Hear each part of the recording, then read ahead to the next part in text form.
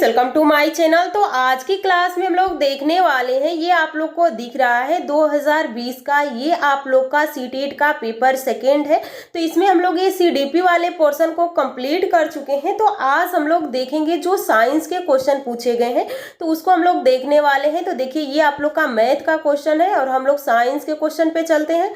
तो यहाँ से आपके साइंस के क्वेश्चन स्टार्ट होते हैं और आप लोग कमेंट करके जरूर बताइएगा कि इतने में से आपके यानी 30 क्वेश्चन में से कितने क्वेश्चन आपके सही हो जा रहे हैं। तो चलिए हम लोग स्टार्ट करते हैं। पहला क्वेश्चन देखिए, यहाँ पे पहला क्वेश्चन ही आप लोग से पूछा गया है।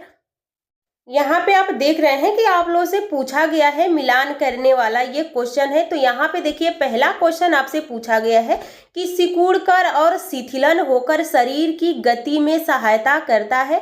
तो कौन हो जाएगा? यहाँ पे उपस्थितियां हो जाएगी, पेशी हो जाएगी, पसल यानी पसलियां पंजर हो जाएगा या अस्थि हो जाएगी। फिर दूसरा है कठोर संरचना जो कंकाल बनाती है। तो कंकाल कौन बनाता है? तो यहाँ पे कंकाल जो मानव का कंकाल होता है किसका बना होता है? तो बोन का बना होता है और बोन को हम क्या बोलते हैं? अस्थि बोलते हैं। अगला देखिए, कंकाल के का भाग जिसे झुकाया जा सकता है। तो कंकाल जैसे हम लोग की ये कान वाला होता है, तो कान के जो ऊपर वाले भाग को, पिन्ना को हम कैसे भी मोड़ते हैं तो वो झुक जाता है। तो किसका बना होगा? अगर हड्डी का बना होगा तब तो वो नहीं झुकेगा। लेकिन यहाँ पे आपसे पूछा गया है कि बताइए वो किसका बना होता है। अगला देखिए, वक्ष की अस्थि और मेरुदंड को जोड़कर बक्से की संरचना करता है। तो यहाँ पे आपसे मिलान करने वाला क्वेश्चन है और इसमें पूछा है कि बताइए कौन सा सही हो जाएगा। तो यहाँ पे देखिए, अगर आपको पता है कि यहाँ पे कौन सही हो जाता है, अगर इसमें से एक दो भी अगर आपको पता है तो आप आसानी से इसको सॉल्व कर सकते हैं। तो पहला आप लोग को सिकुड़कर और शिथिल होकर शरीर की गति में सहायता करता है, तो वो कौन करेगा? तो यहाँ पे आपकी पेशियां हो जाएगी। तो ऑप्शन आपका पहला यानी ए का कौन सा हो जाएगा? 2 हो जाएगा। अब देखिए, ए का 2 है क्या? यहाँ पे पहले ऑप्शन में ए का 2 नहीं दिख रहा है आपको। तीसरा ऑप्शन भी यहाँ पे देखिए, तीसरा ऑप्शन भी अभी जो है आपको ए का 2 नहीं है, ये 3 है। चौथा, तो देखिए अगर हमें एक क्वेश्चन पता था तो हम आसानी से इन चारों को सॉल्व कर लिए। अगला क्वेश्चन देखिए, अगला क्वेश्चन क्या पूछा गया है? पूछा गया है कि निम्नलिखित में से मानव के कौन सी ग्रंथि जो अधिक हार्मोन स्रावित करती है? तो यहाँ पे आपके सामने है एड्रिनल है, पीयूष है, अग्न्याशय है, थायराइड है। तो यहाँ पे एक एक जैसे कि एड्रिनल आपका देखे होंगे कि वृक्क की संरचना इस तरह से होती है और इसी के ऊपर में क्या होता है, यहाँ पे आप लोग की जो एड्रिनल ग्लैंड होती है उपस्थित होती है। पीयूष ग्रंथि आपके मस्तिष्क में होती है, मटर के दाने के साइज की होती है। यहाँ पे अग्न्याशय, अग्न्याशय को मिश्रित ग्रंथि कहा जाता है। ये आप लोग का एंजाइम और हार्मोन्स तीनों दोनों का स्रावित करती है। जैसे कि इंसुलिन आप लोग का कहाँ से स्रावित होता है? तो अग्न्याशय से होता है। यहाँ पे जो आप लोग का लाइपेज, एमाइलेज और ट्रिप्सिन भी कहाँ से होता है? तो अग्न्याशय से होता है। तो एक होता है बाह्य स्रावित ग्रंथियां और एक होता है अंतः स्रावित ग्रंथियां और एक होता है मिश्रित। तो यहाँ पे जो मिक्स्ड ग्लैंड होती है वो आप लोग की अग्न्याशय ही होती है। अगला है थायराइड, थायराइड जो गले में स्थित होती है। घेघा नाम रोग किसमें हो जाता है? थायराइड ग्रंथि क्या होती है? फूल जाती है। तो पूछा है कि सबसे ज्यादा हार्मोन कहाँ से निकलता है? तो सबसे ज्यादा हार्मोन पता है कि पीयूष ग्रंथि से ही 9 से 10 प्रकार के हार्मोन्स निकलते हैं। तो सही ऑप्शन आपका दूसरा हो जाएगा। अगला क्वेश्चन देखिए, अगला क्वेश्चन आप लोग का फिजिक्स से पूछा गया है। यहाँ पे देखिए पूछा गया केमिस्ट्री का है। नीचे दिया गया कौन सा कथन सही है? तो सभी धातुएं ठोस होती हैं। क्या ये आप लोग को सही लग रहा है? सभी धातुएं ठोस नहीं होती है। यहाँ पे कुछ धातुएं जो अपवाद है। यहाँ पे देखिए, सभी धातुएं कठोर होती हैं। फिर पूछा है सभी अधातुएं गैस होती हैं। तो सभी अधातुएं गैस नहीं होती है, ठोस, द्रव और गैस तीनों होती है। सभी अधातुएं अतन्य तन्य नहीं होती है। ये बिल्कुल सही कहा गया है कि सभी अधातु को हम, तन्य का मतलब उनसे घींच को पतला नहीं कर सकते। और धातु में जैसे कि सोना होता है, तो सोना को हम जितना चाहें उतना पतला कर सकते हैं। अगला क्वेश्चन देखिए, अगला क्वेश्चन क्या पूछा गया है? अगला क्वेश्चन आप लोग का पूछा गया है यहाँ पे। अगला पूछा गया कि वाई कोई मानव निर्मित रेशा फाइबर है जिसे प्राकृतिक स्रोत से प्राप्त किया जाता है। तो वाई क्या हो सकता है? तो यहाँ पे आप लोग को देखिए सिंथेटिक फाइबर से पूछा गया है। तो वाई कोई मानव निर्मित नहीं है, यानी मानव निर्मित नहीं है तो कैसा होगा? प्राकृतिक होगा। अगर मानव निर्मित होता तो कृत्रिम होता। तो यहाँ पे कौन हो जाएगा? यहाँ पे आपसे पूछा गया है कि बताइए कौन सा है जो कि प्राकृतिक है। तो यहाँ पे रेयान अर्ध संश्लेषित होता है, इसमें प्राकृतिक और कृत्रिम दोनों का मिक्सर होता है। यहाँ पे नैलान और एक्रिलिन क्या है, ये आप लोग का कृत्रिम है, लेकिन जूट जो है, जूट यहाँ पे आप लोग का क्या हो जाएगा, ये प्राकृतिक हो जाता है। अगला क्वेश्चन देखिए, अगला क्वेश्चन यहाँ पे आपसे पूछा गया है, यहाँ पे नीचे दिए गए तालिका का अध्ययन कीजिए, ईंधन, उष्मीयमान अवस्था और ज्वलन ताप। तो यहाँ पे आप देख सकते हैं कहा गया है कि उच्च, ठोस और ऊंच होगा, यानी उष्मीयमान उच्च होगा, अवस्था कैसी होगी, ठोस होगी, और उसका ज्वलन ताप भी कैसा होगा, उच्च होगा। फिर यहाँ पे उष्मीयमान बी का दिया है, कोई बी पदार्थ है जिसका उष्मीयमान कैसा है, मध्यमान है, गैस अवस्था है और उच्च ज्वलन ताप है। फिर यहाँ पे आपका सी पदार्थ कोई है और इसका भी माध्यम क्या है, उष्मीयमान है, और यहाँ पे गैस है और माध्यम यानी क्या है, उच्च ताप है। यहाँ पे भी डी है, तो ये उसका उष्मीयमान निम्न है, लेकिन अवस्था कैसी है, द्रव है, और यहाँ पे ज्वलन ताप कैसा है, तो निम्न है। तो यहाँ पे आपसे पूछा है कि बताइए कौन सा सही हो जाएगा। तो यहाँ पे जो आपका सही हो जाएगा, ऑप्शन सी सही हो जाता है कि यहाँ पे जो गैस होता है उसका उष्मीयमान माध्यम होगा, अवस्था कैसी है, गैस है, लेकिन ज्वलन ताप भी उसका कैसा होता है, तो यहाँ पे ज्वलन ताप भी माध्यम होता है। अगला क्वेश्चन देखिए, अगला क्वेश्चन आपसे क्या पूछा गया है कि किसी विशिष्ट क्षेत्र में विशिष्ट रूप से पाई जाने वाली स्पीसीज को क्या कहते हैं। तो संकटापन स्पीसीज है, विलुप्त स्पीसीज है, विशेष क्षेत्रीय स्पीसीज है, या प्रवासीय स्पीसीज है।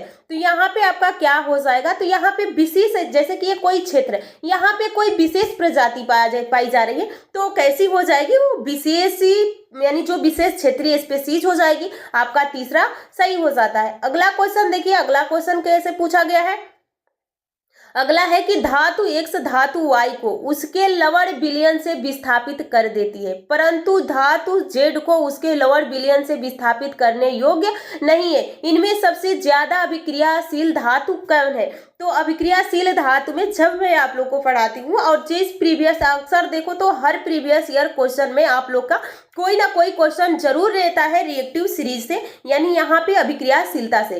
तो ये आप लोग का होता है potassium, sodium, calcium, magnesium, aluminium, zinc, iron, lead, hydrogen, उसके बाद पारा, चांदी, सोना और प्लेटिनम होता है। जैसे जैसे हम ऊपर से नीचे आएंगे वैसे वैसे अभी उसकी अभिक्रियाशीलता घटती जाएगी। तो यहाँ पे सपोज कीजिए कि यहाँ पे क्या है, यहाँ पे आप लोग का एक्स क्या है, मेटल है, और उसके बाद धातु Y को उसके लवण विलयन से विस्थापित कर देता है। तो ये भी एक कोई मेटल है, और ये क्या क्या इसको विस्थापित कर दिया। तो जब ये स्ट्रांग है, मजबूत X है, तभी तो Y को अपने स्थान से हटा दिया। लेकिन फिर आगे पढ़िए, परंतु धातु Z को उसके लवण विलयन से विस्थापित करने योग्य नहीं है, यानी ये Z को, X जो है Y को तो विस्थापित कर दिया पर Z को विस्थापित नहीं कर पाया। तो सबसे स्ट्रांग इसमें कौन हो जाएगा। तो यहाँ पे आपसे वही पूछा है कि आप बताइए कि इसमें सबसे ज्यादा स्ट्रांग कौन होगा।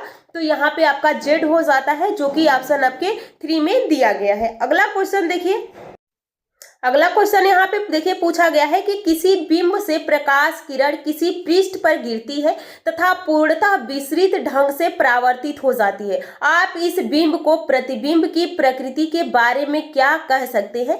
तो यह आभासी और समान साइज का होगा, यह वास्तविक और आवर्धित होगा, यह आभासी और आवर्धित होगा, या कोई प्रतिबिंब नहीं बनेगा। तो यहाँ पे आपका क्या होगा, तो यहाँ पे आपका सही आंसर हो जाएगा कोई प्रतिबिंब नहीं बनेगा। अगला क्वेश्चन देखिए, अगला क्वेश्चन आपसे क्या पूछा गया है।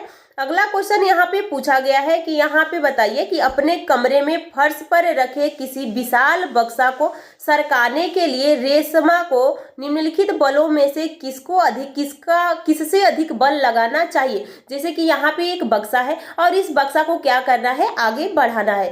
तो अब यहाँ पे एक रेशमा लड़की है, तो वो कौन सा जो इसमें बल है, जैसे कि घर्षण बल है, गुरुत्वाकर्षण बल है, अभिलंब बल है, पेशीय बल है, तो किस बल से ज्यादा बल लगाएगी कि ये बक्सा आगे की तरफ चल देगा। तो यहाँ पे आपका सही हो जाएगा कि यहाँ पे क्या है, बक्सा क्या है, स्थित है। तो जब स्थित है तो हम स्थैतिक घर्षण लगाएंगे, तो ये बक्सा क्या होगा, आगे की तरफ मूव कर देगा। तो यहाँ पे आपसे ऑप्शन दिया गया है कि स्थैतिक घर्षण होगा, यानी स्टैटिक फ्रिक्शन होगा, ग्रेविटेशनल फोर्स होगा, अगला क्या है यहाँ पे नॉर्मल फोर्स होगा या मस्कुलर फोर्स होगा। तो सही ऑप्शन आपका क्या हो जाएगा, यहाँ पे स्थैतिक घर्षण हो जाएगा। अगला क्वेश्चन देखिए, अगला क्वेश्चन आपसे क्या पूछा गया है।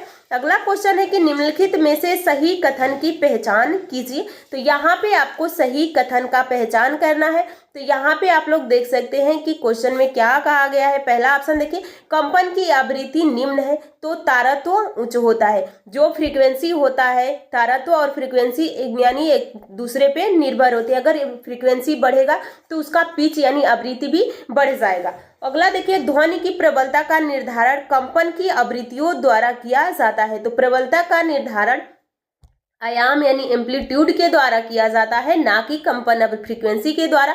ध्वनि निर्वात में गमन नहीं कर सकती है, तो बिल्कुल सही है, ध्वनि गमन में निर्वात नहीं करती है। ध्वनि सबसे ज्यादा किस में गमन करती है? तो ठोस में, द्रव में और गैस में करती है। अगला ऑप्शन देखिए, अगला ऑप्शन आपको क्या दिया गया है? अगला है कि ध्वनि का तारत्व उसके आयाम द्वारा निर्धारित होता है। तो ध्वनि का तारत्व उसके आयाम द्वारा निर्धारित होता है। तो वही पूछा गया है कि बताइए किसके द्वारा निर्धारित होता है। यहाँ पे आपसे पूछा है कि सही बताइए, तो आपका सही यहाँ पे तारत्व उसके आयाम द्वारा निर्धारित नहीं होता है, यही फ्रीक्वेंसी के पे निर्भर होता है। जब फ्रीक्वेंसी आप बढ़ाएंगे तो आपका पिच भी बढ़ जाएगा। तो यहाँ पे आपका सही 3 हो जाएगा कि ध्वनि निर्वात में गमन नहीं कर सकती है, बिल्कुल सही कहा गया है। अगला क्वेश्चन देखिए, अगला क्वेश्चन आपके पास दिया गया है कि पूछा गया है कि नीचे दिए गए कौन सा समुच्चय ऐसे द्रव को समिष्ट करता है जो विद्युत के हीन चालक है, यानी उसमें विद्युत प्रवाहित नहीं होती है। तो आपको पता होगा कि जो धातुएं होती है उसमें विद्युत आसानी से प्रवाहित हो जाती है,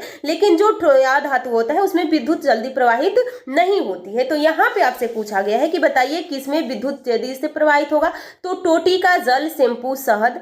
तो यहाँ पे टोटी इसमें तो हो सकता है, जब जल में कब अगर वहीं पे आशुद्ध जल होता है तो आशुद्ध जल में बिजली प्रवाहित नहीं होती है, लेकिन यहाँ पे बिजली प्रवाहित शुद्ध जल में। उसके बाद पूछा है कि लवण, विलयन, नींबू का रस, सिरका। तो क्या इसमें हो जाएगा? बिल्कुल होगा।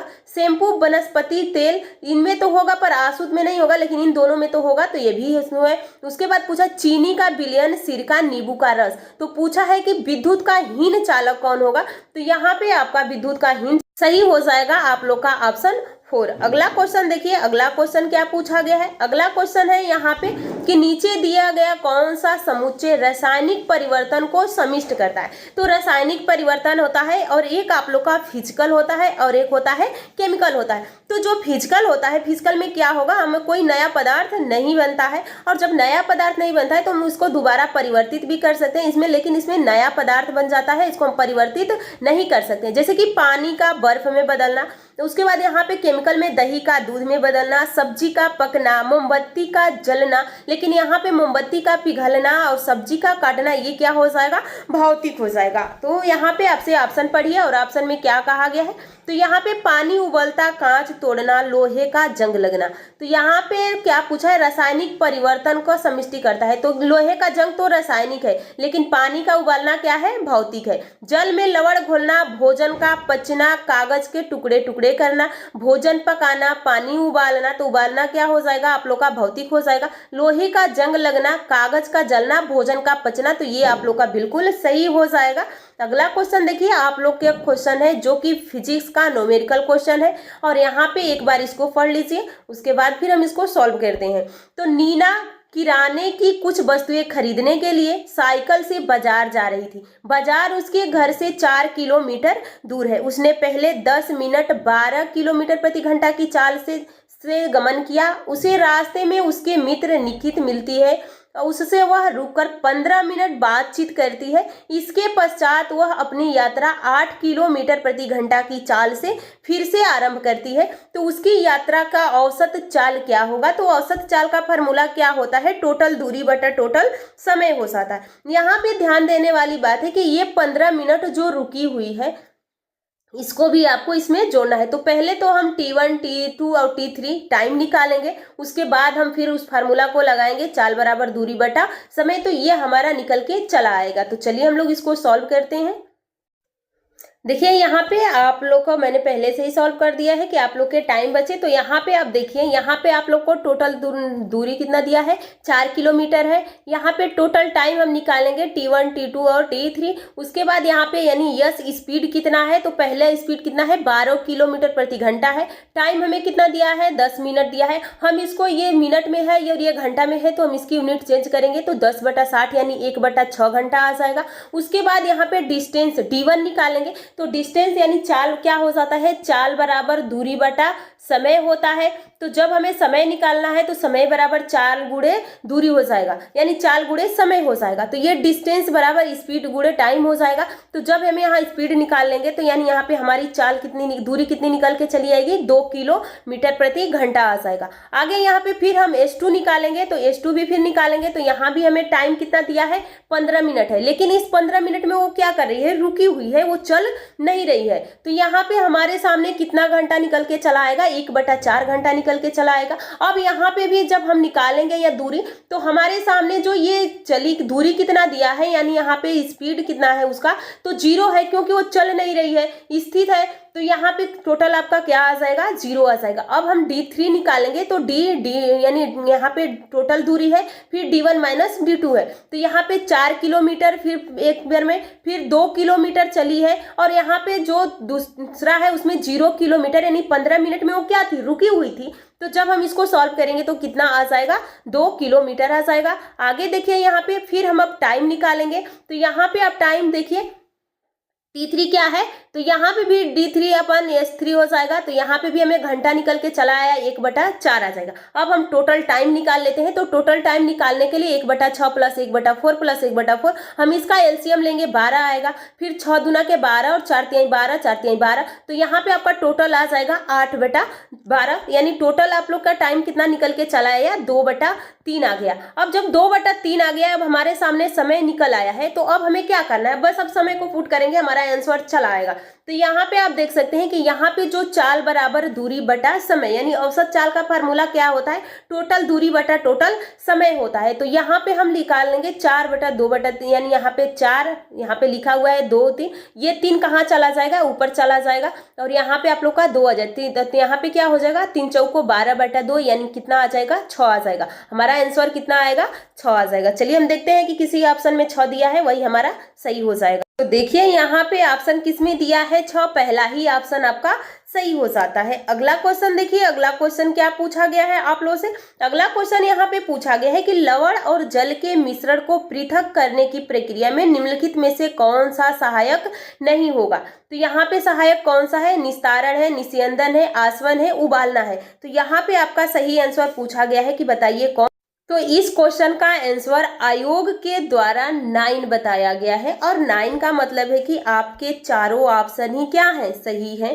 तो ये आप ध्यान रखिएगा। अगला क्वेश्चन देखिए, अगला क्वेश्चन देखिए, अगला क्वेश्चन क्या पूछा गया है कि नीचे दिए गए प्रकाश की कौन सा गुणधर्म उपयोग छाया बनाने की परिघटना की व्याख्या के लिए किया जाता है। तो प्रकाश सरल रेखा में गमन करता है, प्रकाश उच्च चाल से गमन करता है, प्रकाश 7 वर्ण रंगों से मिलकर बना होता है, अब प्रकाश अपारदर्शी वस्तुओं से नहीं गुजरता है। तो यहाँ पे आपका सही आंसर कौन सा हो जाएगा। तो अगला क्वेश्चन आपसे पूछा गया है कि अगला क्वेश्चन बताइए निम्नलिखित में से सही कथन की पहचान कीजिए। बलुआ मृदा में महीन कण का अनुपात चिकनी मृदा की अपेक्षा उच्चतर होते हैं। चिकनी मृदा में बड़े कणों का महान, यानी यहाँ पे बड़े कणों का महीन कणों की मात्रा लगभग बराबर होती है। अगला है दोमट मृदा में बड़े कणों का अनुपात बलुआ मृदा की अपेक्षा उच्चतर होता है, या चिकनी मृदा में महीन कणों का अनुपात दोमट मृदा की अपेक्षा उच्चतर होता है। तो यहाँ पे आपका सही आंसर कौन सा हो जाएगा। तो यहाँ पे आपका सही हो जाएगा ऑप्शन 4 हो जाएगा। अगला क्वेश्चन देखिए, अगला क्वेश्चन क्या पूछा गया है, विटामिन एक्स की हीनता कमी के कारण मसूड़ों में रुधिर बहने लगता है। तो विटामिन सी के कारण होता है।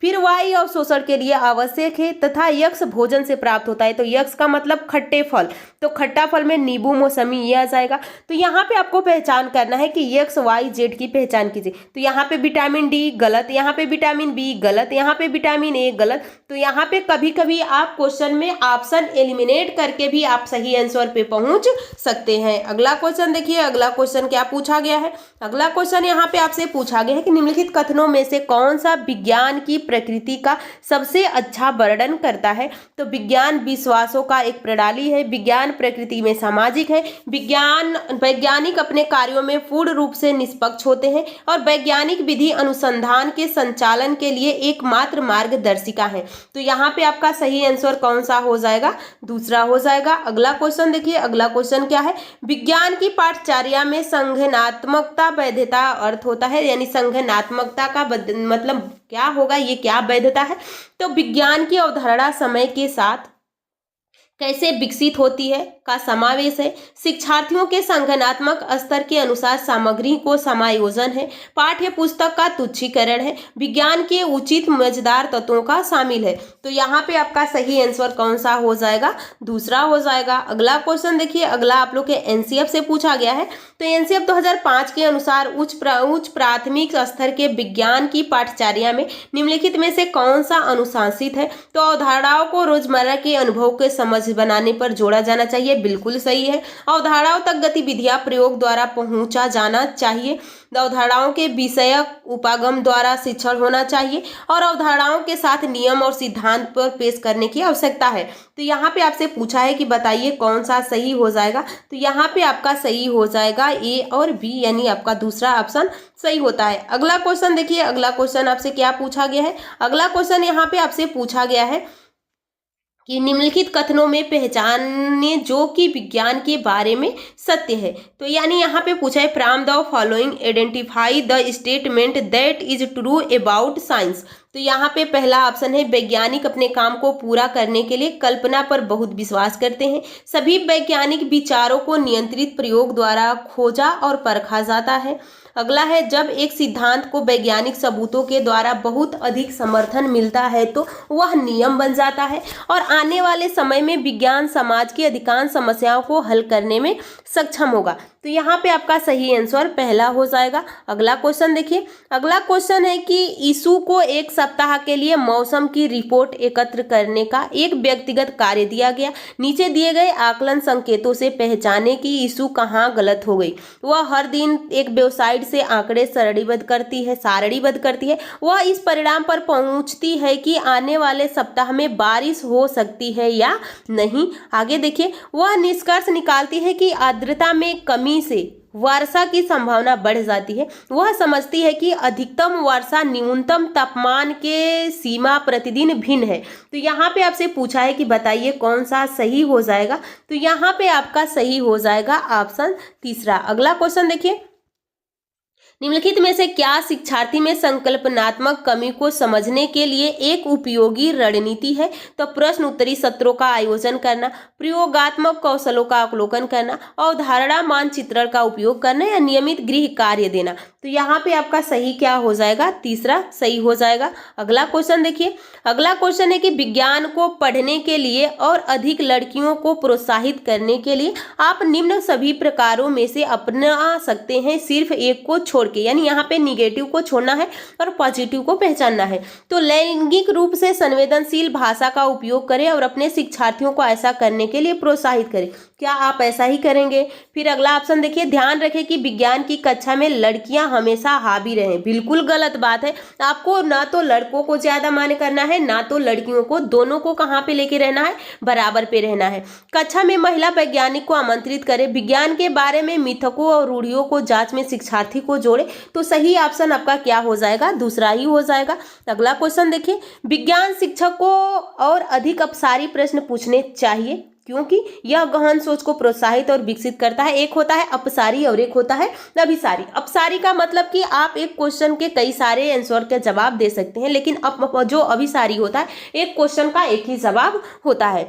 यह शिक्षार्थी को उत्तर सही करने में दिशा प्रदान करेगा। यह सोचने की युक्तियों को विकसित करता है। यह शिक्षार्थियों में सृजनात्मक व्यवहार के आकलन को सहायता करता है। तो सही ऑप्शन आपका क्या हो जाएगा, दूसरा, यानी ए, सी और डी हो जाएगा। अगला क्वेश्चन देखिए, अगला क्वेश्चन है कि कक्षा में प्रदर्शनों का प्रयोग मुख्य रूप से शिक्षार्थियों को शामिल करना चाहिए। द दृश्य और श्रवण सीखना, केवल दृश्य सीखना, दृश्य श्रवण और गतिबोधक सीखना है, श्रवण की गतिबोधक सीखना। तो सही ऑप्शन आपका क्या हो जाएगा, यहाँ पे सही ऑप्शन आपका पहला हो जाएगा। अगला क्वेश्चन देखिए, अगला क्वेश्चन क्या है, घनत्व की अवधारणा के शिक्षण के लिए जांच उपागम का उपयोग करके अपनी विज्ञान कक्षा के लिए नियोजन का क्रम है। तो शिक्षार्थी को तैरने और डूबने वाली वस्तुओं के बीच संबंध निर्धारित करने का अवसर देना, शिक्षार्थियों को विभिन्न वस्तुओं के साथ टब में पानी के साथ खेलने का अवसर देना, और शिक्षार्थियों को एक छोटी नाव डिजाइन करने के लिए कहे जो 1 किलो वजन ले जा सके। तो यहाँ पे आपको इसको सीक्वेंस में लगाना है। तो यहाँ पे आप लोग का सबसे पहले क्या हो जाएगा, बी, ए और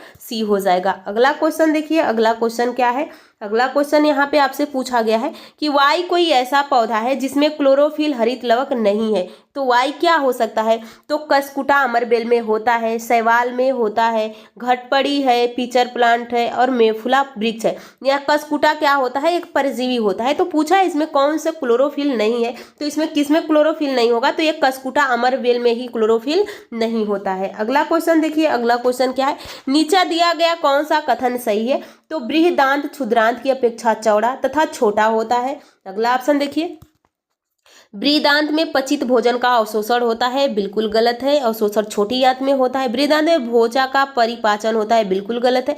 बृहदांत में अंगुलियों के समान उभरी हुई संरचना होती है जिसे दीर्घरोम कहते हैं, बिल्कुल गलत है, ये छोटी में होता है। तो सबसे ऑप्शन आपका पहला ही सही हो जाएगा कि जो बड़ी आंत होती है चौड़ी होती है और लंबाई में छोटी होती है। अगला और लास्ट क्वेश्चन यहाँ पे देखिए, रेशम कीट के जीवन चक्र और रेशम फाइबर के उत्पादन के क्षेत्र संबंध में कौन सा कथन सही नहीं है। तो रेशम कीट के लार्वा को कैटरपिलर कहते हैं, प्यूपा कोशित विकसित होकर कैटरपिलर बन जाता है, रेशम फाइबर कैटरपिलर द्वारा स्रावित प्रोटीन होते हैं, और रेशम कीट के कोकून में रेशम का धागा प्राप्त किया जाता है। तो यहाँ पे आपसे पूछा है कि सही कौन सा हो जाएगा, तो दूसरा आपका सही हो जाता है। तो आज के ये सारे क्वेश्चन आपके कंप्लीट होते हैं। तो चलिए हम लोग नेक्स्ट क्लास में बहुत जल्द मिलेंगे। आप लोग चैनल को सब्सक्राइब और वीडियो को लाइक कीजिएगा और कमेंट करके जरूर बताइएगा कि आपको क्लास कैसा लगा। और अब आप लोग का सीटेट एग्जाम जब